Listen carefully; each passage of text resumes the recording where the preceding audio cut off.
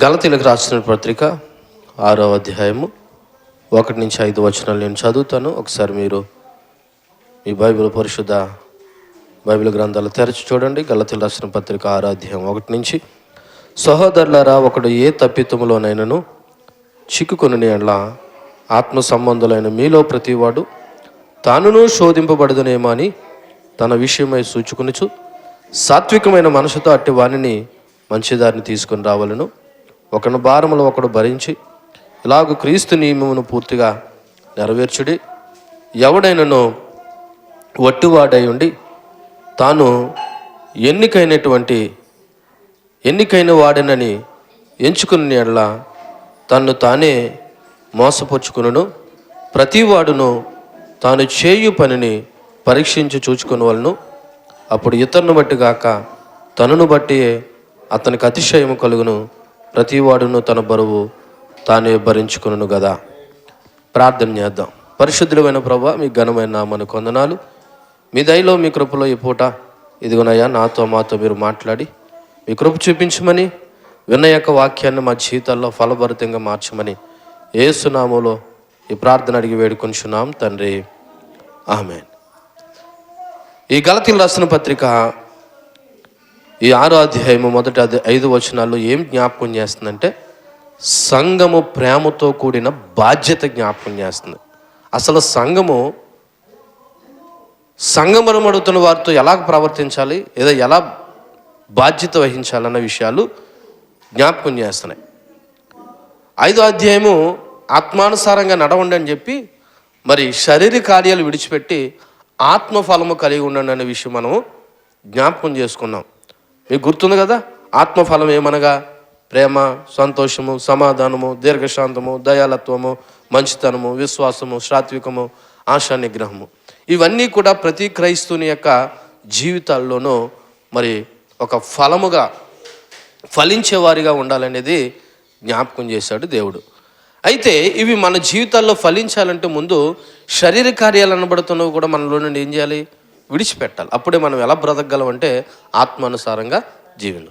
ఇప్పుడు ఎవరైతే ఆత్మానుసారంగా జీవిస్తున్నారో వాళ్ళ సంఘంలో వాళ్ళు చేయవలసిన బాధ్యతల గురించి ఈ 5 వచనాలు ఒకసారి మనం గుర్తు చేసుకుందాం. ఈ మొదటి వచనం పాపంలో చిక్కుకున్న వారిని సరిచేయడం గురించి మాట్లాడుతుంది. పాపంలో చిక్కుకున్న వారిని సరిచేయడు, ఎలా సరిచేయలేడు అన్న దాని గురించి మాట్లాడితే 6వ అధ్యాయం 1వ వచనం సహోదరులారా అని మరి పౌలు భక్తుడు జ్ఞాపకం చేస్తున్నాడు. ఎందుకంటే క్రైస్తవ విశ్వాస జీవితంలో సంఘం అనబడుతున్న వారు అందరూ కూడా దేవుని బట్టి, యేసుక్రీస్తుని బట్టి మనం అందరం ఎవరు అంటే సహోదరులం, క్రీస్తునందు తోబుట్టువులం. కాబట్టి మరి ఈ యొక్క 1వ వచనంలో మనకి ఏం జ్ఞాపకం చేస్తున్నాడంటే, మరి సంఘములో ఒకరితో ఒకరు ఎలా ప్రవర్తించాలో వివరిస్తూ ఉన్నాడు.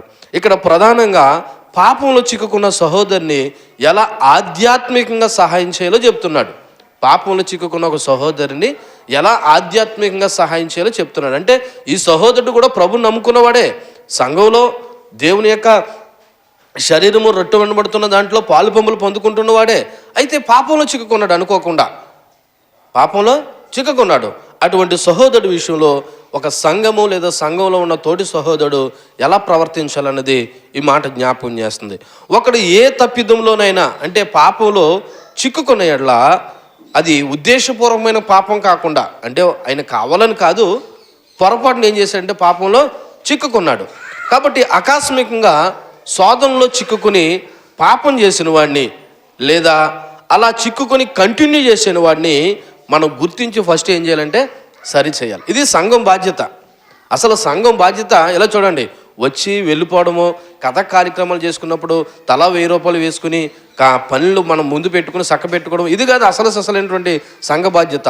సంఘ బాధ్యత అసలైన బాధ్యత ఏంటంటే, మన తోటి సహోదరులో ఎవడైనా పాపంలో చిక్కుకుంటే వాడిని ఆధ్యాత్మికంగా ఎలా సరిచేయాలన్నది సంఘ బాధ్యత.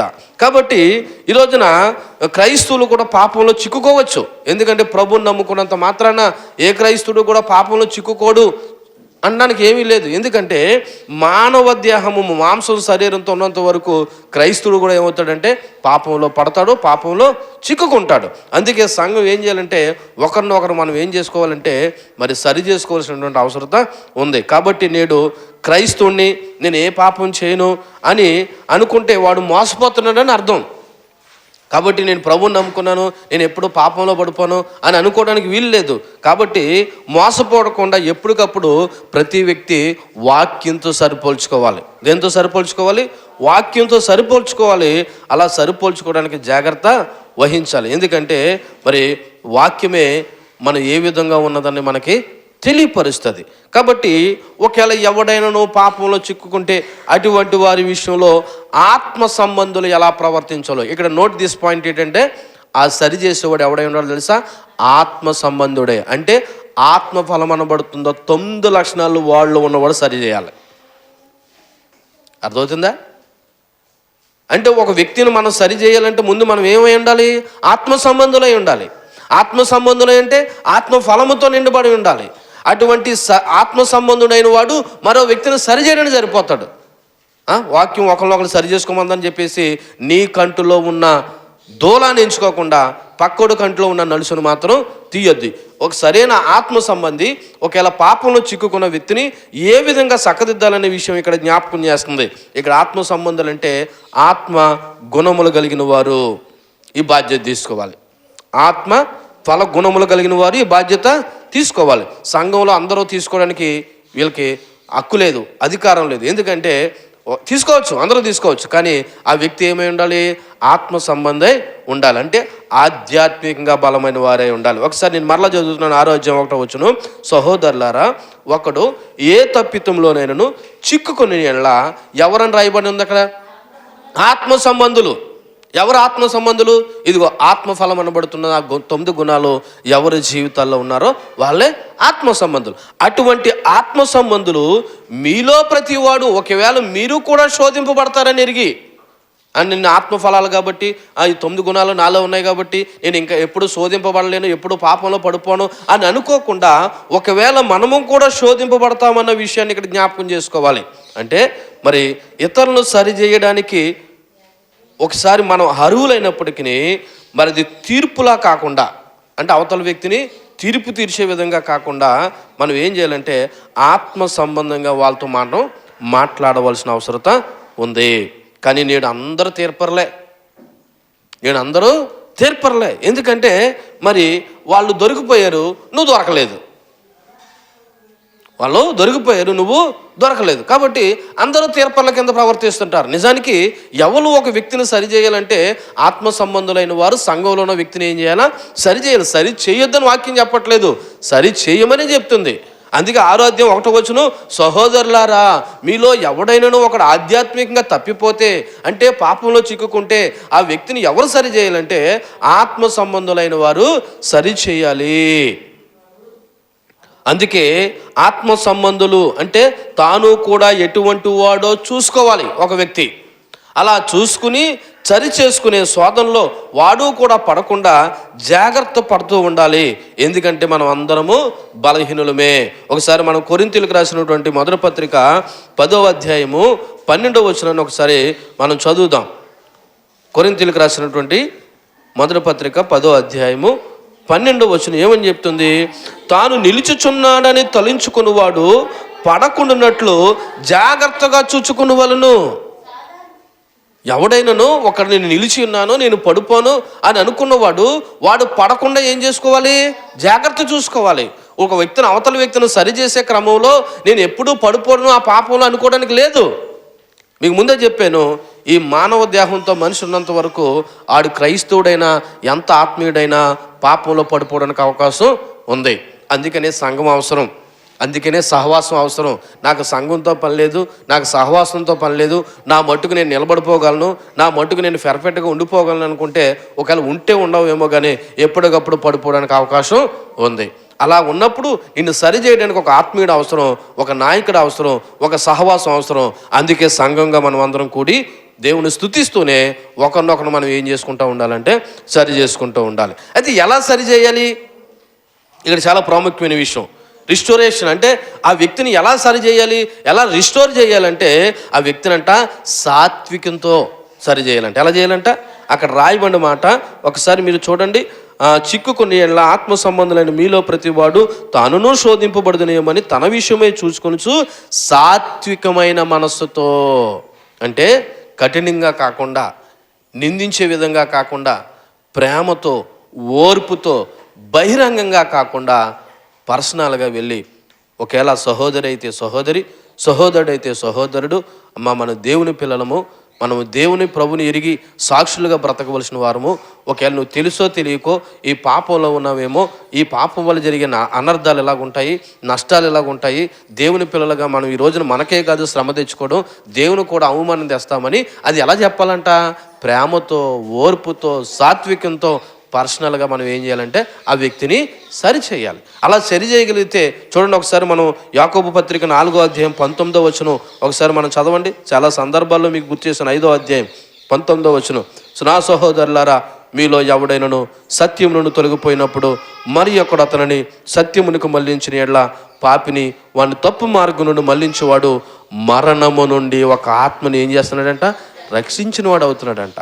అంటే సంఘం చేయవలసిన బాధ్యత ఏంటో తెలుసా?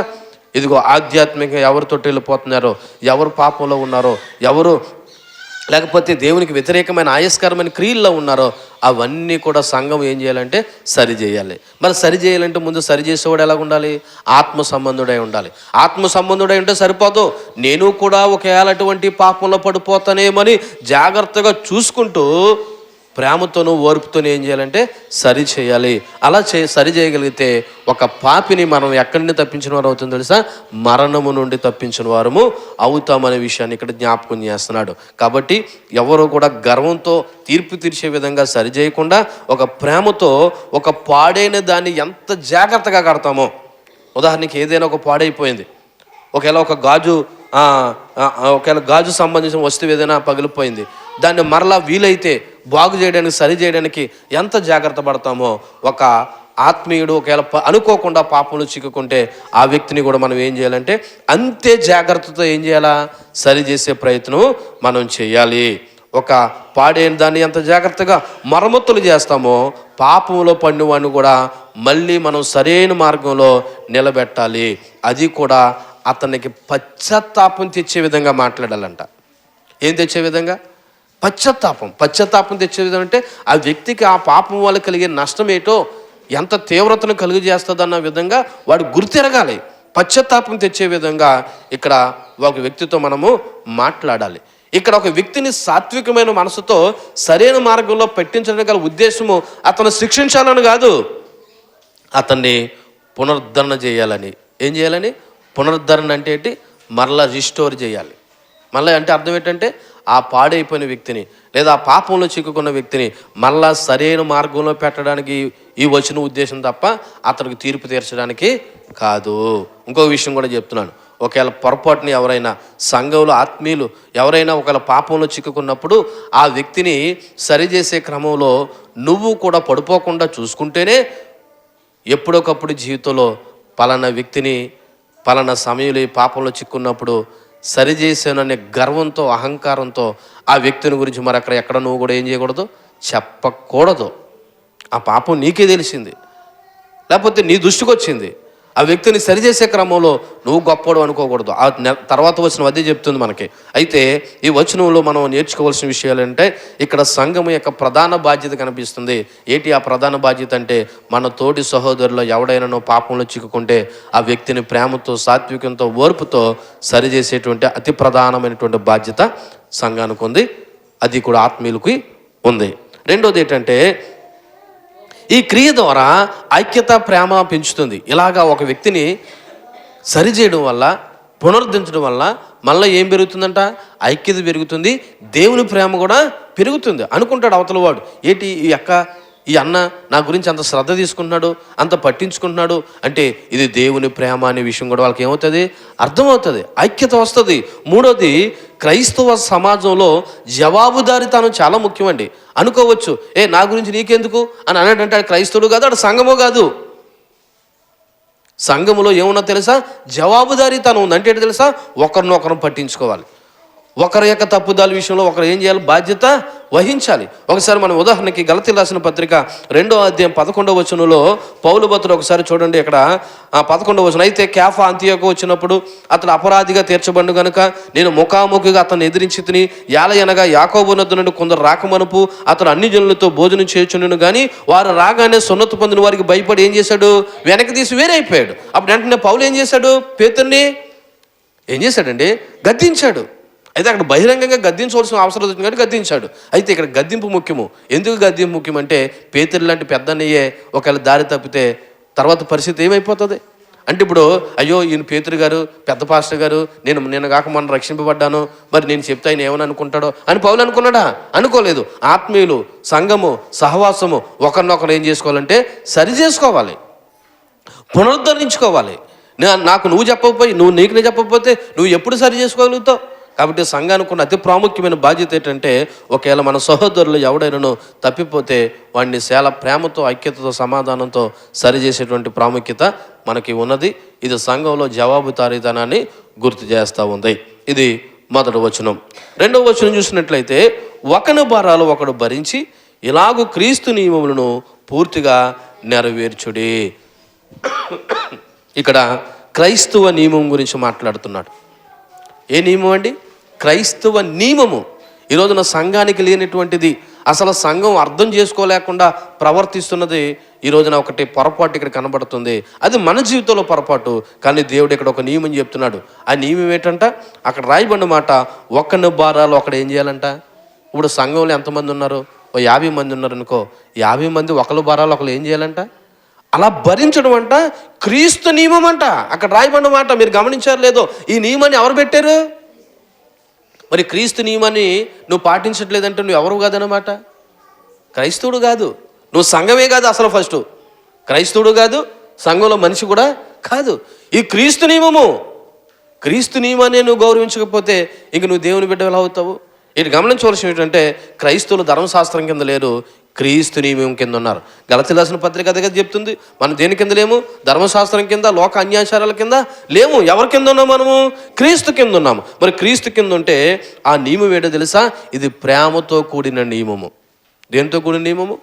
ప్రేమతో కూడినటువంటి నియమము. అనగా ఎవరు ఏమి చేసినా క్రీస్తు యొక్క ప్రేమ దృక్పథంలో చేయాలి. అంటే మీకు ఏ విధంగా చెప్పాలంటే, ఉదాహరణకి నేను మీలో ఎవరికో సహాయం చేశాను అనుకుందాం. ఆ సహాయము రేపటి దినానే మీ దగ్గర భౌతికంగా నేనే ఏది ఆశించినట్టుగా ఉండకూడదు. అది కొంతమంది ఇతరులకు సహాయం చేస్తారు, ఏదోటి ఆశిస్తారు. కొంతమంది ఒకళ్ళు పురుషుడు స్త్రీలు సహాయం చేస్తే, స్త్రీలు పురుషులు చేస్తే, ఈ మనిషి ఇతను ఎప్పుడోకప్పుడు నాకు ఏదో విధంగా ఉపయోగపడతాడని నువ్వు భౌతికంగా, శారీరకంగా ఆలోచించి సహాయం చేసావంటే అది క్రీస్తు నియమము కాదు. నువ్వేదైనా సహాయం చేసావంటే అది క్రీస్తుతో కూడిన, క్రీస్తు ప్రేమతో కూడిన సహాయమే ఉండాలి. అంటే రేపటి నుంచి నీ దగ్గర నుంచి నేను ఏమీ ఆశించకూడదు.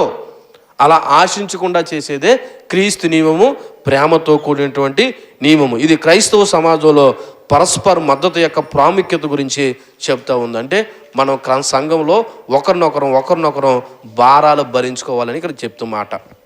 అక్కడ రాయమంట మాట 2వ వచనమే, ఒకరి భారాలు ఒకడు ఏం చేయాలంట? భరించాలి. Carry each other burdens. అంటే ఒకరి భారాలు ఒకరు ఏం చేయాలి? భరించాలి. ఎలా భరించాలంటే, ఇక్కడ భారము అంటే ఒకటి మనకు అర్థం కావాలి. ఏంటి భారం అంటే, ఫస్ట్ పాపమును బట్టి వచ్చే, ఇందాక చెప్పుకున్నాం కదా, మన సహోదరులు ఒకడు ఎవడైనా తప్పిపోతే వాడిని ఏం చేయాలి? సరి చేయడం ఒక భారం అయితే, కొన్నిసార్లు ఆర్థిక ఇబ్బందులు సంఘంలో కొంతమందికి ఏమొస్తాయి? ఆర్థిక ఇబ్బందులు కూడా ఎదురవుతారు. కొన్నిసార్లు మానసికమైన రోగాలు వస్తాయి. అంటే కుటుంబంలో ఎవరైనా చనిపోవడం అవ్వచ్చు, లేదా వాళ్ళకి ఏదైనా అవ్వచ్చు. ఇటువంటి పరిస్థితుల్లో సంఘం ఏం చేయాలంట? ఏం చేయాలా? ఒకరిని భారాలు ఏం చేయాలా? పంచుకోవాలి. అవసరమైతే ఆర్థికంగా సహాయం చేయాలి. అవసరమైతే మన చేతనైనది ఏదైనా ఉంటే చేయగలగాలి. ఇక్కడ కొన్ని ముఖ్యమైనవి జ్ఞాపకం చేసుకుంటే, క్రైస్తవుడు తోటి క్రైస్తుడుగా మన తోటి క్రైస్తుని భరించాలి. అది భారం అని అనుకోకూడదు. ఈమె దగ్గరికి వెళ్ళని చెప్పు నేను కూర్చోవలసిన పని ఏంటి? ఈమె నేను ఓదార్చవలసిన పని ఏంటి? ఈమెకి నేను అర్థం ఆర్థిక సహాయం చేయవలసిన పని ఏంటి అని నువ్వు అనుకున్నావంటే నువ్వు క్రీస్తు యొక్క పెట్టిన నియమాన్ని నువ్వేం చేయట్లేదంటే పాటించట్లేదు. అందుకే నేను ముందే చెప్పాను, ఇది ప్రేమతో భరించే భారము. దేనితోది? దేవుని యొక్క ప్రేమతో భరించే భారము. కాబట్టి ఇక్కడ మనము బాధ్యత తీసుకోవాలి. ఇది సంఘము క్రీస్తు నియమాన్ని గౌరవించాలి. ఏ విధంగా సహాయపడాలంటే మొదటగా ప్రార్థన ద్వారా తోటి సహోదరుడికి మనం ఏం చేయాలి? సహాయపడాలి. ఉదాహరణ నేనే ఉన్నాను, పాపంలో చిక్కుకున్నాను, ప్రార్థన చేయాలి. వీలైతే నువ్వు నాతో వచ్చి ఏం చేయాలి? పర్సనల్గా మాట్లాడాలి.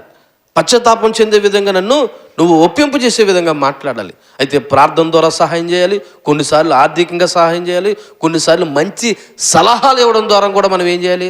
సహాయం చేయాలి. సలహాలు కూడా చాలా ప్రాముఖ్యమైనది తెలుసా? కొన్నిసార్లు సరైన సలహాలు ఇవ్వకపోతే ఆ మనిషి ఏం చేస్తాడో చాలా పొరపాట్లు కూడా చేసే అవకాశం ఉంది. కాబట్టి మరి మేలు కోరే విధంగా, ప్రోత్సహించే విధంగా సంఘము తోటి సహోదరుడి పట్ల ఏం చేయాలంటే ప్రవర్తించాలి. ఇది సంఘం నేర్చుకోవాల్సిన విషయం. దేవునికి మహిమ కలుగును గాక. మళ్ళీ చెప్తున్నాను, ఈ 6వ అధ్యాయం 2వ వచనం ఏం చెప్తుంది? ఒకరిని భారాలు ఒకరు ఏం చేయాలంట? భరించాలి. ఎందుకు భరించాలి? ఎందుకు ఈ నియమం అంటే, ఒకసారి మనం గలతీయులకు రాసిన పత్రిక 5వ అధ్యాయం 14వ వచనం చెప్తుంది. ధర్మశాస్త్రం అంతా ఏం చెప్పిందంటే, నిన్ను వలె నీ పొరుగు వారిని ఏం చేయమన్నది? ప్రేమించమన్నది. మరి నిన్ను వలె నీ పొరుగు వారిని ప్రేమించమన్నప్పుడు సంఘంలో ఉన్నవాడు ఎవడో నీ పొరుగువాడు కాదా?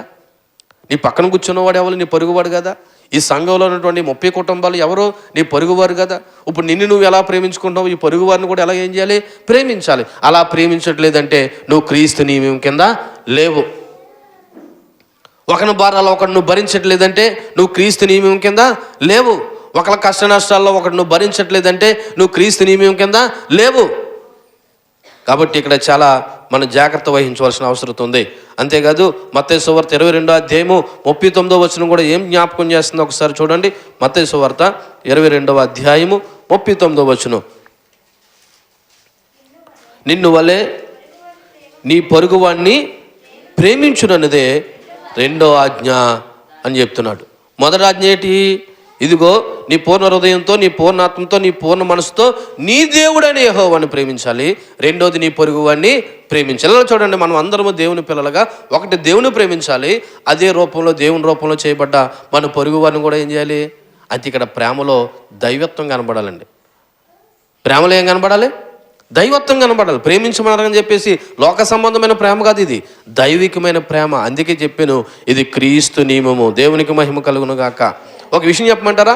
ధర్మశాస్త్రంలో అంట 619 ఆజ్ఞలు ఉన్నాయంట. 613. ఎన్ని? ధర్మశాస్త్రంలో 613 నియమాలు ఉన్నాయంట. ఇలా చూడండి, 613 నియమాలు నిన్ను వలె నీ పొరుగు వారిని ప్రేమిస్తే అవన్నీ పాటించినట్టేనంట. చూడండి, దేవుడు ఏం చెప్పాడు మనకి? 613 నియమాలు పాటిస్తావా? నిన్ను వలె నీ పొరుగు వారిని ప్రేమిస్తావా? నిన్ను వలె నీ పొరుగు వారిని ప్రేమిస్తే 613 ఆజ్ఞలు నువ్వు ఏం చేసినట్టు? ప్రేమించినట్టే. అందుకే క్రీస్తు నియమాన్ని ఆచరణలో చూపించాలి. ఉదాహరణకి యేసు ప్రభు మన పాపాలు ఏం చేశాడు? భరించడం లేదా? ఎవరి పాపాలు? నిజానికి యేసు ప్రభు నీ ఒక్కడి పాపమే భరించాడా? అందరి పాపాలు భరించాడు కదా. మరి క్రీస్తు అందరి పాపాలు భరిస్తే ఈ రోజున కనీసం నీ సంఘంలో ఉన్న నీ తోటి సహోదరి యొక్క భారాలు నువ్వు భరించకపోతే ఎలాగా? నీకు ముందే చెప్పాను, దేశమంతా భారాన్ని నువ్వు మోయవలసిన పని లేదు. ఒకవేళ రాష్ట్రం అంతా భారాన్ని నువ్వు మోయవలసిన పని లేదు. ఒకవేళ జిల్లా అంతా భారాన్ని నువ్వు మోయవలసిన పని లేదు. అట్లీస్ట్ నీ గ్రామ భారాన్ని నువ్వు మోయగలిగితే, నీ సంఘ భారాన్ని నువ్వు మోయగలిగితే మనం ఏ నియమంలో ఉన్నట్లు? క్రీస్తు యొక్క నియమంలో ఉన్నట్లు. కాబట్టి ఈ రోజున మనము సంఘము ఒకని భారాలు ఒకరు ఏం చేయాలంట? భరించాలి. ఉదాహరణకి యెషయా గ్రంథము 53వ అధ్యాయం చూడండి. ప్రభులు వారు మన విషయంలో ఏ విధంగా తన భారాలు భరించాడనే విషయాన్ని జ్ఞాపకం చేస్తున్నాడు. యెషయా గ్రంథము 53వ అధ్యాయము 4, 5, 6 వచనాలు.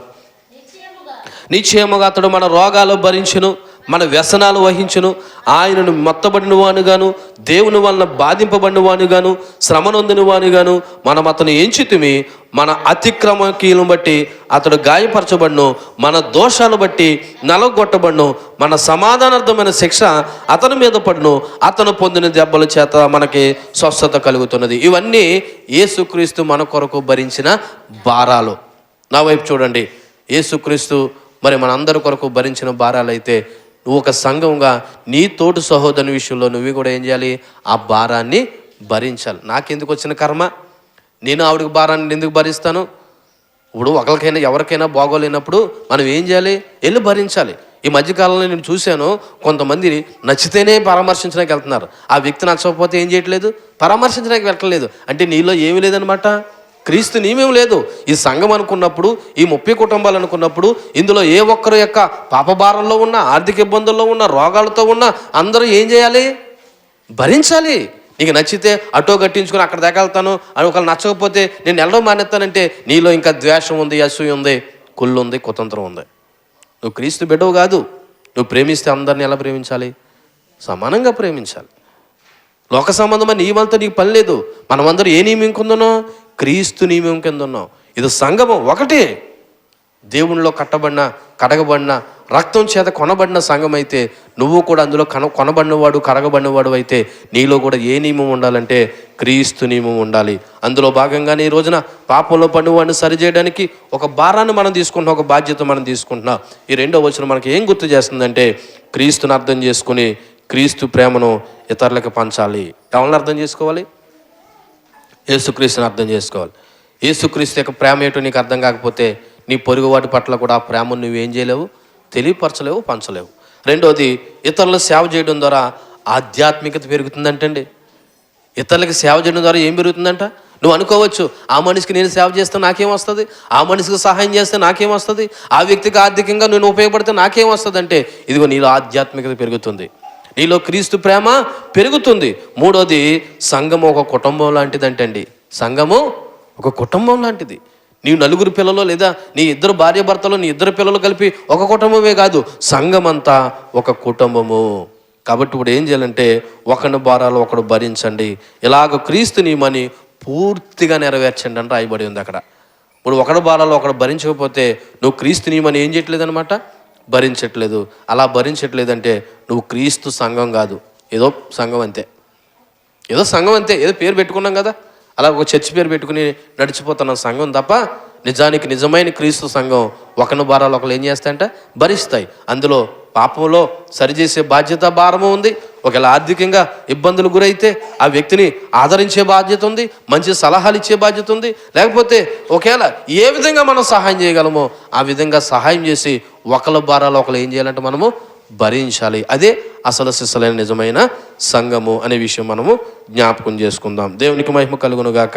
చూడండి, ఈ 3వ వచనం 6వ అధ్యాయము, ఎవడైనను వట్టివాడై ఉండి తాను ఎన్నికైన వాడినని ఎంచుకునేట్లా తన్ను తానే మోసపరుచుకును. 1వ వచనం ఏం జ్ఞాపకం చేసిందంటే, పాపంలో పడిన వాడిని సాత్వికంతో సరిచేయాలి. ఆలకిస్తున్నారా? పాపంలో పడిన వాడిని సాత్వికంతో సరి చేయాలని చెప్పింది. 2వ వచనం ఏం చెప్పింది, ఇదిగో సంఘంలో ఒకరి భారాలు ఒకరు ఏం చేయాలి, మోయాలి. నాకెందుకు అని అనుకోవడానికి వీల్లేదు. నువ్వు అనస్సు సంఘం అయితే సంఘంలో ఎవరికి ఏ భారాలు ఉన్నా ఆ భారం మనము మోయాలి. ఈ 3వ వచనం ఏం చెప్తుంది తెలుసా, మనిషిలో ముఖ్యంగా క్రైస్తవుల్లో గర్వం ఉండకూడదని చెప్తుంది. ఏముండకూడదు, గర్వం ఉండకూడదని హెచ్చరిస్తుంది. ఇక్కడ గర్వం ఏమొచ్చిందండి అని అనుకోవచ్చు. ఇప్పుడు 1వ వచనం ఒక వ్యక్తిని సరిచేయడం, పాపంలో పడిపోయిన వాడిని. 2వ వచనం సంఘంలో ఒకళ్ళ భారాలు ఒకళ్ళు పంచుకోవడం. 3వ వచనంలో గర్వం ఎందుకు వస్తుందో చెప్పమంటారా? ఇక్కడ చూడండి, అక్కడ గర్వం ఎందుకు వస్తుందో అంటే, చూడు, ఎవడైనను వట్టివాడై ఉండి అన్న మాటకు అర్థం ఏంటంటే, మనం స్వయంగా ఏమీ చేయలేము, మనం స్వయంగా ఏమీ చేయలేము. ఉదాహరణకి జ్ఞానం ఉంది, శక్తి ఉంది, నీతి ఉంది, ఇవన్నీ ఎవరి ద్వారా వచ్చాయి, దేవుని కృప ద్వారా వచ్చాయి. ఒక వ్యక్తిని సరి చేస్తున్నావు, నీలో ఆత్మ సంబంధమైన ఫలము ఉందంటే, ఆత్మ సంబంధమైన ఫలము అది ఎవరి ద్వారా వచ్చింది? ఇప్పుడు పాపంలో పడిపోయిన వాడిని సరి చేసినంత మాత్రాన నువ్వు గొప్పడు అని కాదు. ఒకవేళ నువ్వు గొప్పడు అని అనుకుంటే నీలో ఏమొచ్చినట్టు అనమాట. అందుకే 3వ వచనం ఏమో తెలుసా, ఎవడైనను వట్టివాడై ఉండి తాను ఎన్నికైన వాడినని ఎంచుకుని ఎడలా తాను ఏం చేసుకున్నట్టంట. మీకు ఇందాకలే గుర్తు చేశాను, గర్వం ఎప్పుడైతే వచ్చిందో నువ్వు మోసం చేసుకున్నట్టే. దాని సామెతల గ్రంథంలో ధ్యానం చేశాం కదా, గర్వం ఎప్పుడైతే వచ్చిందో నువ్వేం చేసుకున్నట్టు, మోసం చేసుకున్నట్టే. కాబట్టి మనకి ఏదైనా వచ్చిందంటే, ఏదైనా జ్ఞానము, ఏదైనా తలంతు, ఏదైనా ఒకటి మనకు వచ్చిందంటే అది కేవలం క్రీస్తు కృప ద్వారే వచ్చిందని కొరింథీయులకు రాసినటువంటి 1వ పత్రిక 4వ అధ్యాయము 7వ వచనం చెప్తుంది. కొరింథీయులకు రాసిన 1వ పత్రిక 4వ అధ్యాయం 7వ వచనంలో, ఎందుకనగా నీకు ఆధిక్యము కలుగు చేయవాడెవడు, నీ కలిగిన వాటిలో పనిని వల్ల నువ్వు పొందినదేది, పొందియుండి పొందనట్టు నువ్వు అతిశయింపనేలా. అంటే నువ్వు ఏదైనా పొందుకున్నావంటే అది క్రీస్తుని కృపను బట్టే పొందుకున్నావు. కానీ కొందరు తమను తాము గొప్పవారిగాను ఇతరుల కంటే ఉన్నతులుగా భావిస్తారు. ఇలా చూడండి, వైపు కొందరు తాను ఎలాగ ఎంచుకుంటారు, గొప్పవారిగా ఎంచుకుంటారు. అంటే కొందరు పాపంలో పడిపోయిన వారిని చూసి నేను అలాంటి వాడిని కాదులే, నేను అలాంటి దాన్ని కాదులే, ఆముకిలాగా మాట్లాడలే, ఆములాగా ఉండలే అని ఇతరులను చూసుకుని వాళ్ళు ఏం చేస్తారు, గర్విస్తారు. అలా గర్వించినప్పుడు వాళ్ళు ఏం చేశారంటే పాపంలో పడిపోతున్నారు, మోసపోతున్నారు, పాపంలో పడిపోతున్నారు, మోసపోతున్నారు. కాబట్టి అటువంటి వారందరూ తను మోసపరుచుకుంటున్నారు. ఇక్కడ మోసము ఇతరుల నుండి కాదు, నీ నుండి నువ్వే మోసపోతున్నావు. సాధారణంగా మోసం బయట వారి నుండి జరుగుతుంది, కానీ ఇక్కడ మోసం మాత్రం నీ అంతటి నువ్వేమైపోతున్నావు, మోసపోతున్నావు. ఎప్పుడు మోసపోతున్నావు, నేను వాడిలాగా కాదు, నేను దానికిలాగా కాదు, లేదా నేను ఆమెకిలాగా కాదు, లేదా నేను అతనిలాగా కాదు అని నువ్వు ఎప్పుడైతే అనుకున్నావో నువ్వేమైపోతున్నావు, మోసపోతున్నావు. ఇప్పుడు ఎవరైనా వచ్చి నేను మోసం చేశారా, లేదు, నీకు నువ్వేమైపోతున్నావు అంటే మోసపోతున్నావు. ఈ మోసం ఎలాగొచ్చిందంటే గర్వం వల్ల వచ్చింది. ఏంటి గర్వం, ఆ వ్యక్తి నేను సరి చేశానంటే ఇప్పుడు నేను ఎవరనమాట, చాలా పర్ఫెక్ట్. ఆ వ్యక్తికి కొద్దిగా గొప్ప నేను ఆర్థిక సహాయం చేశానంటే నేను ఎవరినమాట, చాలా గొప్పవాడిని. ఆ వ్యక్తికి ఒక మంచి సలహా ఇచ్చానంటే నేను ఎవరినమాట, నేను చాలా తెలివైనవాడిని. అంటే నీలోకి ఏమొచ్చింది, తెలియకుండానే గర్వం వచ్చింది. అంటే గర్వం వచ్చిందంటే నీకు ఏం జరుగుతుందో తెలుసా, మోసం చేసుకుంటున్నావు. అందుకే గర్వం మనుషులనంట అందులోని చేస్తుందంట, గుడ్డోళ్ళని చేస్తుందంట గర్వం.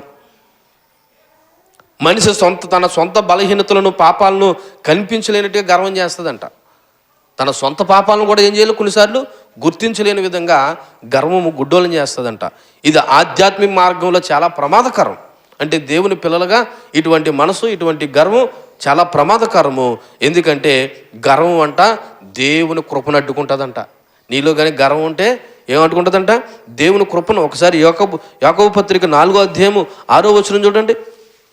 4వ అధ్యాయం 6వ వచనం, కాదు కానీ ఆయన ఎక్కువ కృపనిచ్చును, అందుచేత దేవుడు అహంకారుని ఎదిరించి దీనులకు కృప అనుగ్రహించునని లేఖనము చెప్పుచున్నది. అహంకారులు ఎదిరించాడంటే దీనులు కృప ఇస్తున్నాడంటే ఇప్పుడు కృప ఎవరికి వెళ్తుంది, దీనులకు వెళ్తుంది. ఇప్పుడు కృప ఎవరికి వెళ్ళటం లేదు, అహంకారులకు అంటే గర్విష్ఠులకు వెళ్ళటం లేదు. అంటే గర్వం వల్ల నువ్వేం పోగొట్టుకుంటున్నావు, దేవుని కృపను పోగొట్టుకుంటున్నావు.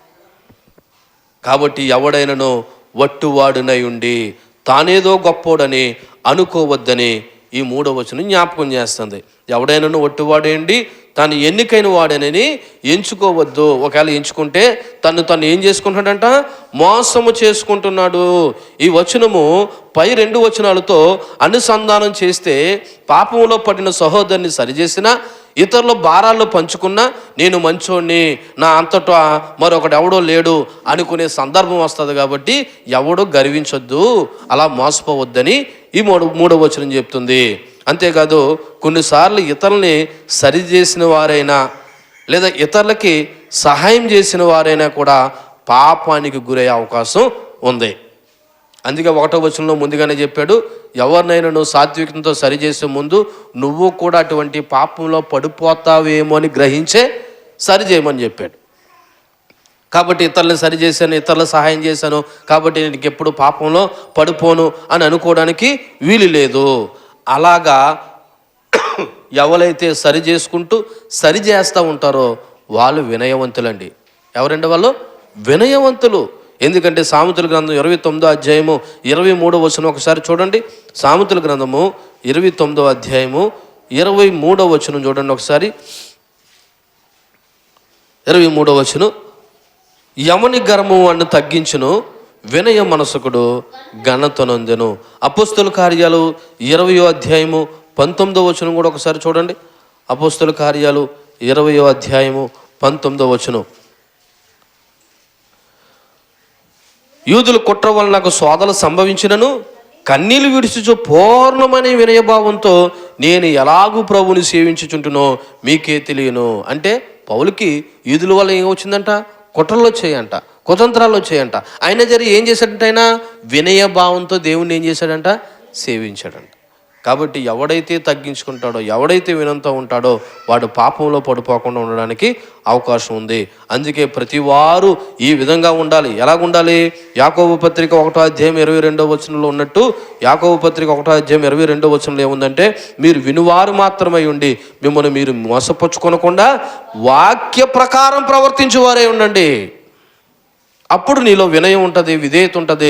ఒకవేళ ఇన్ కేసు ఇతరులను సరిచేసినా, సహాయం చేసినా నువ్వు పడిపోకుండా ఉంటావు. నేను అందుకే ముందే ప్రారంభంలోనే చెప్పాను, ప్రతి ఒక్కరు దేనితో సరి చేసుకోవాలంటే వాక్యంతో సరి చేసుకోవాలి. వాక్యమే నిన్ను నన్ను ఏం చేస్తుంది? సరి చేస్తుంది. వాక్యమే నిన్ను నన్ను ఏం చేస్తుంది? బ్రతికిస్తుంది. అందుకే ఇక్కడ విన్నవారు మాత్రమే కాకుండా వాక్యంతో సరిపోల్చుకుని వాక్యానుసారంగా జీవించాలనే విషయాన్ని జ్ఞాపకం చేస్తుంది. అంటే ఈ 3వ వచనం మనకి ఏం గుర్తు చేస్తుందంటే, మనలో గర్వం ఉండకూడదు. మరి ఏముండాలి? వినయం ఉండాలి. ఏటి ఆ వినయము? ఇతరులకు ఎంత సహాయం చేసినా, ఎంత సరి చేసినా నీలో ఏం కనబడాలంటే వినయం కనబడాలి. అంతేకాదు దేవునిపై ఆధారపడాలి. దేవుని మీద అప్పుడు దేవుని మీద ఆధారపడినట్టు తెలుసా? ఒక వ్యక్తి నేను సరి చేశానంటే ఇది నా గొప్పతనం కాదు, ఇది దేవుడిచ్చిన జ్ఞానం. లేదా ఒక వ్యక్తికి నేను సహాయం చేశానంటే ఇది నా గొప్పతనం కాదు, దేవుడు నాకు ఇచ్చిన ఆ ఆర్థిక స్థితిలో నేనేం చేశాను? కొద్ది గొప్ప సహాయం చేశాను. మిమ్మల్ని ప్రశ్న అడుగుతున్నాను, గత సంవత్సరం క్రిస్మస్ సమయంలో మీరు ఎవరికైనా సహాయం చేశారా? మీరు ఎవరికైనా సహాయం చేశారా? అర్థమైంది నా ప్రశ్న? సహాయం చేశారా? వాళ్ళు బయట వాళ్ళకి వద్దు, కనీసం సంఘంలో వారికి సహాయం చేశారా? అంటే మనం ఏ నియమం కింద లేము? చెప్పండి.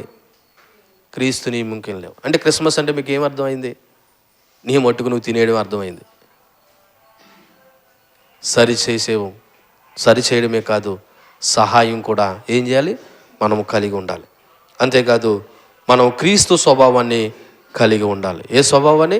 క్రీస్తు స్వభావాన్ని కలిగి ఉండాలి. చూడండి, గలతీయులకు రాసిన పత్రిక 6:4 దగ్గర రండి. 4 ఏం చెప్తుంది?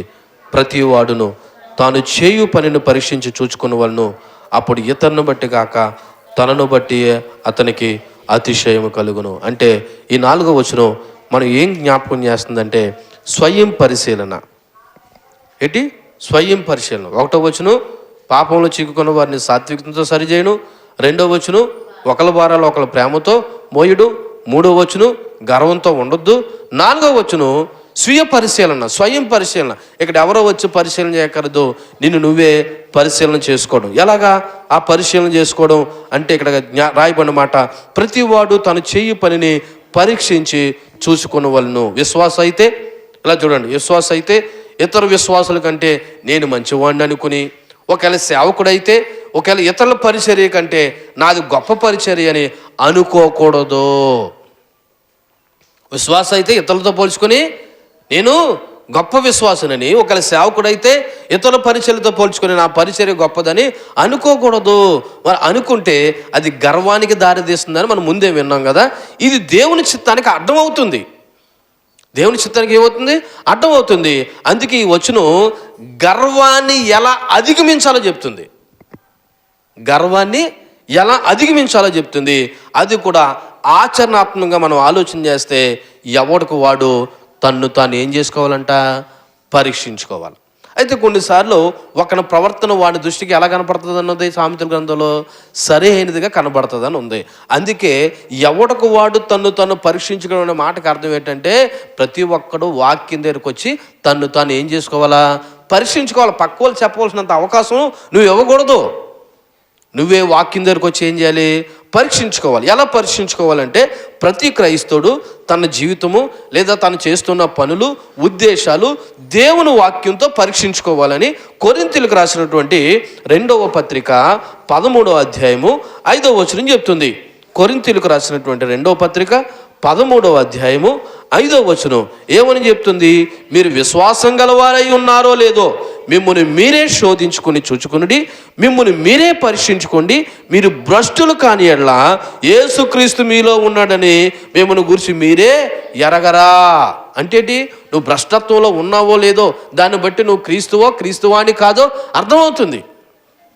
అక్కడ రాయబడి మీరు విశ్వాసం గలవారే ఉన్నారో లేదో మిమ్మల్ని మీరే ఏం చేసుకోవాలంట? శోధించుకోవాలి, పరీక్షించుకోవాలి. మరి ఎలా పరీక్షించుకోవాలి? నీ అంతా నీకు తెలియదు కదా. అందుకే నువ్వు ఎవరి దగ్గర రావాలంటే వాక్యం దగ్గర రావాలి. ఇది సెల్ఫ్ ఎగ్జామినేషన్ అనమాట. నువ్వు ఎప్పుడు ఇతరులను పోల్చుకోవద్దు. సంగమా, ఇక్కడున్న మీరైనా నేనైనా పక్కోడితో పోల్చుకున్నావా, నువ్వు పాపంలో పడ్డావే, నువ్వు మోసపోతున్నావే. నీ అంతటి నువ్వేం చేసుకోవాలా? పరీక్షించుకోవాలి. ఎలా పరీక్షించుకోవాలి? అది కూడాను వాక్యంతో పరీక్ష చేసుకోవాలి. ఉదాహరణకి ఈ పూట ఈ వాక్యం జరుగుతుంది, ఈ వాక్యంలో ఉన్న దాని ప్రకారం నేను ఉన్నానా అంటే నువ్వేం చేసుకున్నట్టు లెక్క? సెల్ఫ్ ఎగ్జామినేషన్ చేసుకున్నట్టే, స్వీయ పరిశీలన చేసుకున్నట్టే. అందుకే వాక్యం వినమని ఎందుకు చెప్తున్నాము? మీరు వాక్యం వినే దగ్గర పడుకోవద్దు, దిక్కులు చూడొద్దు, పిల్లలతో ఆడుకోవద్దు. కానీ ఎందుకు చెప్తున్నాము? ఇక్కడికి వచ్చింది మనం ఏదో ఆలకించి ఊరికనే పోవడానికి కాదు, సెల్ఫ్ ఎగ్జామినేషన్ చేసుకోవడానికి. అంటే ఏంటో తెలుసా? మనం వాక్యంతో సరిపోల్చుకున్నామా లేదని సరి చేసుకోవడానికి. అందుకు వాక్యం వినడానికి రమ్మండు. ఈ పూట 5 వచనాలు ధ్యానం చేస్తున్నాం. ఈ 5 వచనాల్లో ఏ వచనంలో నేను ఎక్కడ తప్పిపోయాను, ఏ వచనంలో నేను ఎక్కడ ఇంకా సరి చేసుకోవాలి, ఏ వచనంలో నేను ఇంకా బలంగా ఉండాలి అన్నది నువ్వు ఎవరితో సరి చేసుకోవాలంటే వాక్యంతో సరి చేసుకోవాలి, పక్కలతో కాదు. నువ్వు పక్కలతో సరి చేసుకున్నావా నువ్వు పాపంలో పడినట్టే. 3వ వచనంలో చెప్పాను కదా, మనం గర్వం వస్తుంది మనలో పక్కలతో పోల్చుకుంటే. అవును, పక్కల విశ్వాసంతో పోల్చుకుంటే నీ విశ్వాసం కొద్ది గొప్పగానే ఉండొచ్చు, అయినంత మాత్రం నువ్వు గొప్పదానివి ఏం కాదు కదా, నువ్వు కూడా పాపంలో పడిపోతావు కదా. అందుకే నీలో గర్వం రాకుండా ఉండడానికంట ఎవరికి వాళ్ళు వాక్యంతో ఏం చేసుకోవాలి? సరి చేసుకోవాలి. ఇతరులు పోల్చుకోవద్దు. మనం సాధారణంగా ఇతరులతోనే పోల్చుకుంటాము. నేను వాడికంటే మంచోడినని గర్వపడతాము, లేకపోతే నేను వాడికంటే తక్కువ అని కూడా నిరాశ చెందుతాము. ఈ 2 అభిప్రాయాలు తప్పే. ఒకరితో పోల్చుకొని గొప్పవాడు అనుకోవడం తప్పే, ఒకరితో పోల్చుకొని నేను హీనుని అని నిరాశ చెందడం కూడా తప్పే. ఎందుకంటే పోలిక గర్వానికి లేదా అసూయకి దారి తీస్తుంది. పక్కలతో పోల్చుకున్నావు అనుకో, నీ బాగున్నావు అనుకో, ఆడికంటే నేను గొప్ప అనుకుంటావు. ఒకరు పక్కలతో పోల్చుకునుకో, బాగోలేదనుకో ఏం చెందుతావు? అసూయ చెందుతావు. అంటే నీలో అసూయత నిరాశ చెందుతుంది. అవునో కాదు? ఒకసారి అదే 2 కొరింథీయులకు రాసిన పత్రిక 10వ అధ్యాయం 12వ వచనం చెప్తుంది. 10వ అధ్యాయం 12వ వచనం ఏం చెప్తుంది? ఇదిగో తమను తామే మెచ్చుకుని కొందరితో జతపరుచుకున్నట్టుకైనను వారితో సరిచూచుకోటుకైనను మేము తగ్గింపజాలం కానీ వారు తమలో ఒకరిని బట్టి ఒకరు ఎన్నిక చేసుకుని ఒకరితో ఒకరు సరి చేసుకున్నందున గ్రహింపలేక ఉన్నారు. కాబట్టి మనం ఎప్పుడూ కూడా నీ పోలిక ఒకరితో ఒకరితో కాదు, నువ్వు దేవుని వాక్యంతో ఏం చేసుకోవాలి? సరి చేసుకోవాలి. ఇక్కడ ఒక విషయం జ్ఞాపకం చేస్తున్నాను, అతి ప్రాముఖ్యమైనది. ఆ సరైన పోలిక దేవుని పరిశుద్ధతతో మాత్రమే. ఎవరితో పోల్చుకోవాలి? దేవుని పరిశుద్ధతతో మాత్రమే నువ్వు పోల్చుకుంటే నీ అపవిత్రత ఏంటన్నది నీకు తెలుస్తుంది.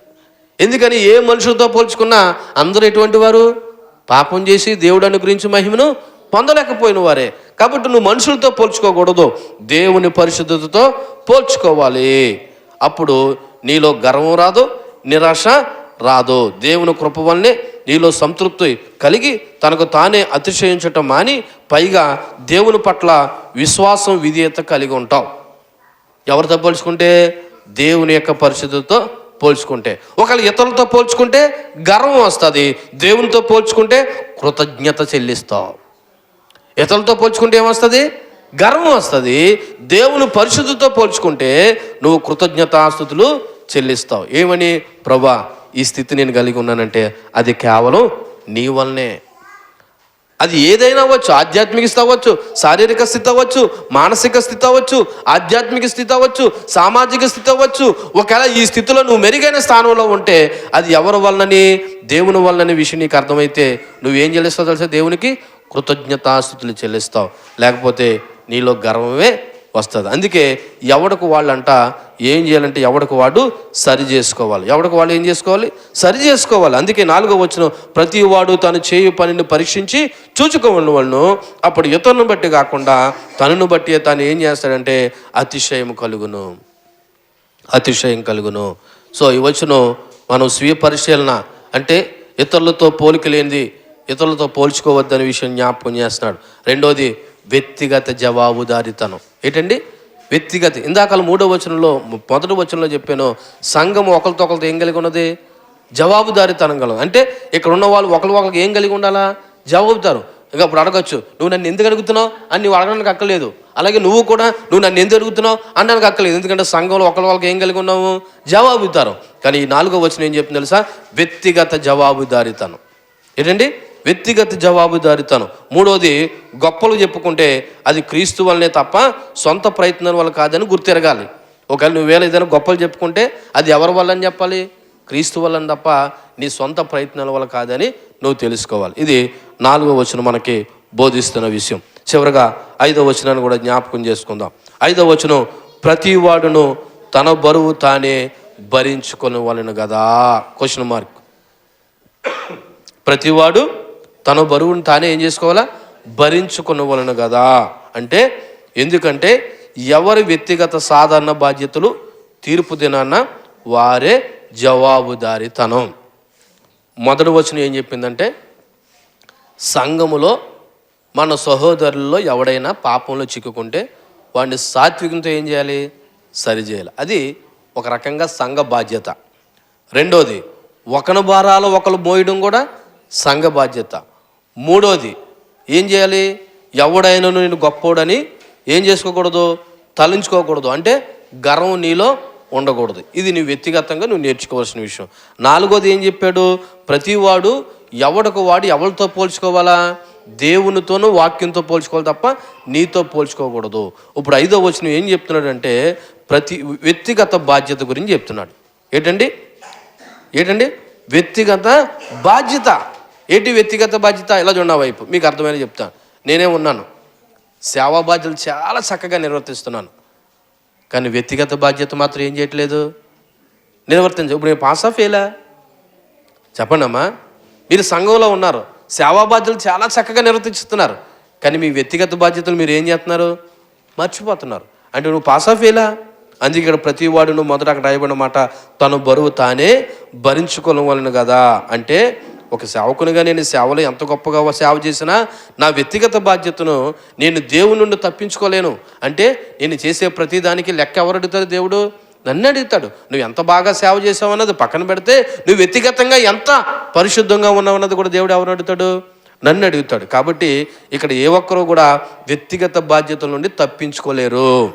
సంఘంలో బాగా ఉండొచ్చు, సమాజంలో బాగుండొచ్చు, నీ ఇంట్లో కూడా బాగుండొచ్చు, అన్నీ బాగానే ఉండొచ్చు, కానీ వ్యక్తిగతంగా మాత్రం నువ్వు సరిగా లేకపోతే ఆ వ్యక్తిగత బాధ్యతల నుండి కూడా దేవుడికి నువ్వు ఏం చేయాలంటే లెక్క అప్పజెప్పవలసిన అవసరం ఉంది. ఎందుకంటే ప్రతి ఒక్కరునంట తమ జీవితంలో తమ విధులు, నిర్ణయాలు, ఆధ్యాత్మిక బాధ్యతలు లేదా వాళ్ళు చేసిన పాపాలు వాళ్ళే ఎదుర్కోవాల్సి వస్తుందని రోమీలకు రాసిన పత్రిక 14వ అధ్యాయము 12వ వచనం ఒకసారి గుర్తు చేస్తుంది. చూడండి, రోమీలకు రాసిన పత్రిక 14వ అధ్యాయము 12వ వచనం ఏం జ్ఞాపకం చేస్తుంది? 11, 12, నా తోడు ప్రతి మోకాలును నా ఎదుటి వంగును, ప్రతి నాలుకయు దేవుని స్తుతించునని ప్రభు చెప్పుచున్నాడు అని రాయబడి ఉన్నది గనక మనలో ప్రతి వాడును తన్ను గురించి, ఎవడి గురించో వాడికే ప్రభువు లెక్క అప్పగింపవలను కదా.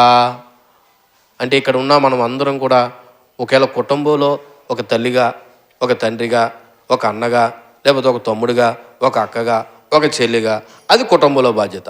సంఘంలో ఒక తోటి సహోదరుడిగా నీ బాధ్యత, సమాజంలో ఒక తోటి పౌరుడిగా నీ బాధ్యత. కానీ ఈ బాధ్యతలతో పాటు నీ వ్యక్తిగత బాధ్యత కూడా ఉంది. దేవుడు దేని లెక్క అడుగుతున్నాడంట? నువ్వు సమాజంలో ఎన్ని మంచి పనులు చేసావా, సంఘంలో ఎన్ని మంచి పనులు చేసావా, నీ కుటుంబంలో ఎన్ని మంచి పనులు చేసావు అడగడంతో పాటు అవి అడగడం పక్కన పెడితే ముందు ఎవడు వ్యక్తిగత బాధ్యతకు వాడే ఏం చెప్పాలంటే దేవుడికి లెక్కప్పు చెప్పాలి. అందుకే 5వ వచనం మనకి ఏం జ్ఞాపకం చేస్తుందంటే వ్యక్తిగత బాధ్యత. ఏంటి వ్యక్తిగత బాధ్యత? ప్రతి వాడు తన బరువు తానే భరించుకోవాలి కదా. ఇప్పుడు నా బరువు నేనేం చేయాలి? భరించాలి. నా బాధ్యత నేనేం చేయాలి? నిర్వర్తించాలి. కాబట్టి నా సంఘము లేదా నా కుటుంబము అన్ని నేను సాకులు చెప్పడానికి లేదు. తీర్పు దినాన్న ఎవరికి వాళ్ళే వ్యక్తిగతంగా ప్రభు దగ్గర లెక్క అప్పు చెప్పాలనే విషయం మనకి అర్థమవుతుంది. ఇక్కడ 6వ అధ్యాయము 2వ వచనానికి ఈ 5వ వచనానికి ఉన్న చిన్న తేడా చెప్తున్నాను చూడండి. 6వ అధ్యాయం 2వ వచనం సంఘంలో ఒకరి భారాలు ఒకరు ఏం చేయాలా? భరించాలి. ఈ 5వ వచనం నీ భారం నువ్వే భరించాలి. అంటే అర్థం ఏంటంటే సంఘ రెస్పాన్సిబిలిటీ ఉన్నాయి, ఇక్కడ నీ వ్యక్తిగత రెస్పాన్సిబిలిటీ ఉంది. సంఘంగా ఉన్నందుకు సంఘ బాధ్యతలు భరించాలి, వ్యక్తిగతంగా నువ్వు ప్రభువుని నమ్మి విశ్వసించినందుకు నీ వ్యక్తిగత బాధ్యతలు కూడా నువ్వేం చేయాలి? భరించాలి. సంఘంలో ఒకరు ఆర్థిక సంక్షోభంలో చిక్కుకున్నారు, అంటే ఆర్థికంగా నష్టపోయారు. అప్పుడు సంఘం అంతా కలిసి ఏం చేస్తుంది? ఆర్థికంగా అతనికి సహాయం చేస్తుంది. కానీ ప్రతిరోజు సహాయం చేయదు కదా, చేస్తుందా? ఇప్పుడు ఒకడు అప్పులు పాలైపోయాడండి, దయచేసి సంఘం అంతా కలిసి ఏం చేసిందంటే ఎంతో కొంత, అంత అప్పు తీర్చకపోయినా ఎంతో కొంత అప్పు చేసుకుని అందరూ కలిసి ఏం చేశారు? సహాయం చేశారు. ఇప్పుడు ఆర్థికంగా నష్టపోయినాడు, అబ్బా సంఘం భలే సహాయం చేసింది, ఇంక రేపు కూడా సహాయం చేస్తుంది అనుకుంటుందా? అనుకోదు. ఒకసారి సహాయం చేస్తుంది సంఘం, కానీ ఆ మరుసటి రోజు నుంచి ఏం చేయాలి? వాడు వ్యక్తిగత బాధ్యత వాడు నిర్వర్తించాలి. అది రెండో వచనానికి 5వ వచనానికి ఉన్నటువంటి తేడా. కాబట్టి ప్రతిరోజు సంఘం సహాయం చేస్తుంది అనుకోకూడదు. ఈసారి నుంచి తన బాధ్యతలు తనే నిర్వర్తించాలి, తన పనులు తనే చూసుకోవాలి, తన కుటుంబం తనే చూసుకోవాలి, తన విశ్వాసాన్ని తానే కాపాడుకోవాలి. అంతే తప్ప ప్రతిరోజు సంఘం చూస్తుంది, బయట చూస్తాడు అనడానికి వీలు లేదు. ఎందుకంటే ఎవడు వ్యక్తిగత బాధ్యత బరువును వాడే భరించుకోవాలి కదా. ఆచరణాత్మకంగా ఒకసారి ఆలోచన చేస్తే సంఘము సహాయం తీసుకోవాలి, ప్రతి విశ్వాసి సంఘం యొక్క సహాయము తీసుకోవాలి, కానీ బాధ్యతలు మాత్రం ఇతరుల మీద వేయకూడదు. ఎవరి బాధ్యత వాళ్ళు ఏం చేయాలి? తీర్చుకోవాలి. కాబట్టి ఇది ఎవరి పనిని వారే మరి స్వయ పరిశీలన చేసుకుంటూ తన భారాన్ని తానే మోయడం గురించి మాట్లాడుతుంది. అంటే మొదటి వచనం పాపంలో చిక్కుకున్న వాడిని సరిచేయడం అయితే, రెండో వచనం సంఘంలో ఒకళ్ళ భారాలు ఒకళ్ళు మోయవలసిన బాధ్యత ఉంది, ఇది క్రీస్తు నియమము. మూడోది గర్వంతో ఉండకూడదు. నాలుగోది స్వీయ పరిశీలన చేసుకోవాలి, అంటే నువ్వు ఎలాగున్నావు అన్నది దేవుని యొక్క వాక్యంతోనూ ఆయన పరిశుద్ధితోనూ పరిశీలన చేసుకోవాలి. ఐదోది నీ వ్యక్తిగత బాధ్యత, నువ్వు చేసే పనులకు నువ్వే లెక్కప్ చెప్పాలి. అయ్యా సంఘంలో నేను చాలా ప్రముఖ పాత్ర వహించానండి, మరి సంఘంలో చాలా గొప్పగా వాడబడ్డానండి అంటే అఫ్కోర్స్ ఒకవేళ దేవుడు దాన్ని బట్టి ఒకవేళ నిన్ను అభినందించిన నీ వ్యక్తిగత పరిస్థితి ఏంటి అని అడుగుతాడు. అప్పుడు నీ వ్యక్తిగతంగా నువ్వు దేవునికి ఏం చెప్పాలి? లెక్కపు చెప్పాలి. కాబట్టి ఈ వచనం నుండి మనం ఒంటరిగా జీవించం కాబట్టి, మరి సంఘం అంటూ మనకు ఉంది కాబట్టి దేవుని ముందు మరి ప్రతి ఒక్కరూ తమ సొంత జీవితానికి జవాబుదారులమే. నా విషయం గురించి సంఘాన్ని అడగండి అంటే సంఘం ఏం చెప్పదు, నీ గురించి ఎవరు చెప్పాలా? నువ్వే చెప్పాలి. రెండోది సమాజం లేదా సంఘము మరియు వ్యక్తిగత బాధ్యతలను సమతుల్యం చేసుకోవాలి. అంటే అర్థం ఏంటో తెలుసా? నువ్వు ఒక క్రైస్తవ విశ్వాసగా ఉన్నందుకు వ్యక్తిగత బాధ్యతలు నిర్వర్తిస్తూనే సంఘ బాధ్యతలు కూడా నిర్వర్తించాలి. ఈ రోజున మీరు ఈ విషయంలో చాలా వెనకబడి ఉన్నారు. మీ పనులు మీ బాధ్యతలు మాత్రమే నిర్వర్తించుకుంటున్నారు, కానీ సంఘ బాధ్యతలు మీరు ఏమాత్రం నిర్వర్తించట్లేదు. సంఘ బాధ్యతలు నిర్వర్తించట్లేదంటే నువ్వు క్రీస్తు నియమం కింద లేవు, నువ్వు క్రైస్తవుడు కాదు, సంఘమో కాదు. నువ్వు క్రైస్తవుడు అయినందుకు నీ వ్యక్తిగత బాధ్యత నిర్వర్తించాలి, అట్ ద సేమ్ టైం సంఘ బాధ్యతలు కూడా ఏం చేయాలి? నిర్వర్తించాలి. అది సంఘ భౌతికమైనది అవ్వచ్చు, సంఘ ఆర్థికపరమైనది అవ్వచ్చు, నీ తోటి సహోదరుల్లో బలహీనుడు అవ్వచ్చు, వ్యాధి అవ్వచ్చు, రోగం అవ్వచ్చు, ఆర్థిక ఇబ్బంది అవ్వచ్చు, ప్రతి ఒక్కరూ కూడా ఏం చేయాలి? భరించాలి. నాకెందుకు వచ్చిన కర్మ అని అనుకుంటే నువ్వు సంఘం కాదని మనలో చెప్తున్నాను. అందుకే కదా ముందు క్రీస్తు నియమంలో ఒకరి భారాలు ఒకరు ఏం చేయాలి? భరించాలి. మూడోది మన రోజువారీ భారాలు, అంటే సంఘం పట్ల, కుటుంబం పట్ల, సమాజం పట్ల నీ వ్యక్తిగతంగా కూడా నువ్వు నమ్మకంగా పనిచేస్తూ ఉండాలి. ఈ 6వ అధ్యాయం మొదటి 5 వచనాలు ఏం చెప్తుంది తెలుసా? సంఘములో ప్రేమతో కూడిన బాధ్యతతో పాటు నీ వ్యక్తిగత బాధ్యతను కూడా ఏం చేస్తుందంటే గుర్తు చేస్తూ ఉంది. ఒకసారి ఆలోచన చేయండి. ఈ 5 వచనాల్లో మీరు ఏమై ఉన్నారు, ఎలాగున్నారు? ఒక సంఘ బాధ్యతల విషయంలో కానీ, సమాజ బాధ్యతల విషయంలో కానీ. ఇంకో మాట కూడా చెప్తున్నాను, క్రైస్తవుడు సోషల్ వర్కర్ అండి. అంటే ఏంటో తెలుసా? సమాజాన్ని ప్రభావితం చేసే వ్యక్తి క్రైస్తవుడు. క్రైస్తవుడు సమాజంతో నాకు పని ఏంటి, సమాజం ఏదో లేకపోతుంది, నా మట్టుకు నేను ఉంటానడానికి లేదు. సమాజాన్ని సంస్కరించవలసిన బాధ్యత ఎవరి మీద ఉందంటే క్రైస్తవుడి మీద ఉంది. అందుకే మిషనరీలు ఏం చేశారు? ఈ సమాజాన్ని ఏం చేశారు? సంస్కరించారు. ఎన్నో ఈ సమాజంలో ఉన్నటువంటి మూఢాచారాలను లేకపోతే మూఢనమ్మకాలను ఈ రోజున మిషనరీలు వచ్చి సమాజాన్ని ఏం చేశారు? సంస్కరించారు. వాళ్ళు నాకెందుకులు అనుకుంటే ఈ రోజున ఇంకా వితంతు వివాహాలు ఉండేవేమో, లేకపోతే భర్త చచ్చిపోతే భార్యని స్థితి మీద కాల్చే పరిస్థితులు ఉండేవేమో, లేకపోతే ఇంకోటి ఏమేమో. క్రైస్తవులు అని అనుకోలేదు. కానీ నేటి క్రైస్తవులు ఎలాగ అనుకుంటున్నారు తెలుసా? నాకెందుకు, నా కుటుంబం, నా పిల్లలు, నేను బాగుంటే చాలు అనుకుంటారు. ఇక్కడ సమాజ బాధ్యత లేదు, సంఘ బాధ్యత లేదు, లేకపోతే వ్యక్తిగత బాధ్యత లేదు, కుటుంబ బాధ్యత లేదు. నేను తిన్నానా, ఉన్నానా, పండుకున్నానా అనుకుంటున్నారు తప్ప ఈ రోజున క్రైస్తవ సంఘం క్రైస్తవ బాధ్యత మర్చిపోతుంది. ఈ పూట ఈ వాక్యం వింటున్న నువ్వు నేను ఒకసారి ఆలోచన చేయండి. నీ వ్యక్తిగత బాధ్యత మర్చిపోవద్దు, నీ కుటుంబ బాధ్యత మర్చిపోవద్దు, నీ సంఘ బాధ్యత మర్చిపోవద్దు. సమాజంలో ఉన్నావు కాబట్టి సామాజిక బాధ్యత కూడా నువ్వు మర్చిపోవద్దు. క్రైస్తవుడు ఈ రోజున దేవుని పోలికగా పుట్టింపబడి ఎందుకు ఉన్నాడో తెలుసా? ఈ రోజున సమాజాన్ని క్రీస్తు ఒకరితో ఒకరు ప్రేమించుకోమని చెప్పిన విధంగా మనమందరము కూడా ఈ సమాజంలో ఒక బాధ్యత కలిగిన వ్యక్తులుగా జీవించడానికి క్రైస్తవులు ఉన్నారు. దేవునికి మహిమ కలుగును గాక. కాబట్టి ఒకసారి ఆలోచన చేయండి, మన బాధ్యతల విషయంలో మనం ఎలాగుంటున్నాం అన్నది సరి చేసుకుందాం. దేవుడి మాటలు మన ఇంట్లో దీవించి ఫలింప చేయనుగాక. ఆమేన్. ప్రార్థన చేసుకుందాం. కళ్ళు మూసుకొని చెప్పబడిన వాక్యాన్ని బట్టి ఒకసారి గుర్తు చేసుకుంటూ ప్రభు పాదాల చెంతగా మరి మన యొక్క వ్యక్తిగత జీవితాల్లో మన జీవిత విధానం గురించి ఆలోచన చేద్దాం. హల్లెలూయా.